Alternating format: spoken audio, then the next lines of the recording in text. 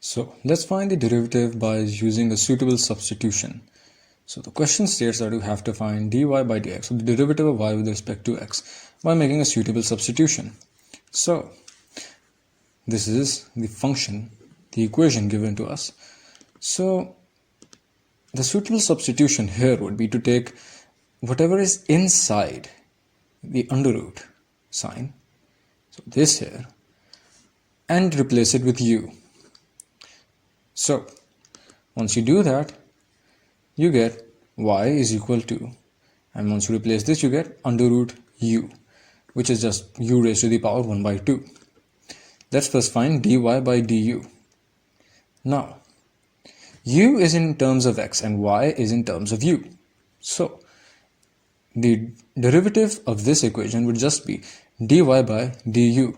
The derivative of this equation would be du by dx. So eventually we have to find basically dy by du. We have to find dy by dx. Remember, this is the question. So the way to find dy by dx is to find dy by du multiplied with du by dx. So basically we'll be multiplying the derivative of this and the derivative of this.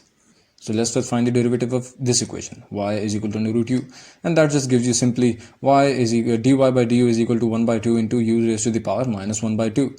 And it's minus 1 by 2 here because it's basically 1 by 2 minus 1, and that just gives you minus 1 by 2. So you can write this down. Once you take the u to the denominator, it becomes u raised to the power 1 minus 1 by 2 becomes u raised to the power 1 by 2. So this is the equation for u. And now let's find du by dx. And that can be done by this, which is the quotient rule. And once you apply the quotient rule, remember the quotient rule states that in the numerator, you'll have the derivative of the numerator, so which is this here, multiplied with the denominator minus the derivative of the denominator multiplied with the numerator, and this entire thing is divided by the square of the denominator, which is 1 plus x. So once you do that, you get this, because over here you'll differentiate 1 with respect to x, that just gives you 0, and x with respect to x, and that just gives you 1.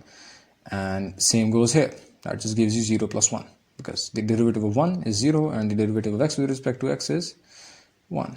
So once you actually come down to solving this, you get this. You can cancel out these because they are subtracted, and that just leaves you with this. So this is equal to du by dx.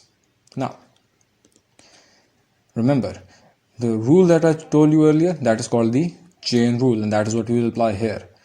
And this is du by dx, and we found dy by du earlier, which was 1 over 2 raised to the power 1 by 1 over 2u raised to the power 1 by 2. This is dy by du, and this is du by dx.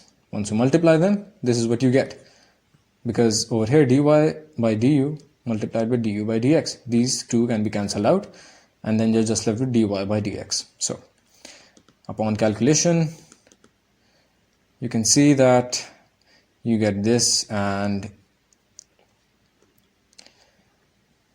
you can basically, you have 1 plus x over here and 1 plus x over here, and they have different powers. So basically this 1 by 2 will go to the numerator and become minus 1 by 2, and then you'll basically add them up. So this is what you get, 2 in minus 1 by 2, because 1 by 2 is in the denominator, and this my 1 minus x raised to the power 1 by 2 remains as it is. It is being multiplied with this. So once you take the LCM, you find out that this is 1 plus x raised to the power 3 by 2, and this 1 minus x raised to the power 1 by 2 becomes under root 1 minus x. So this is just the value for dy by dx.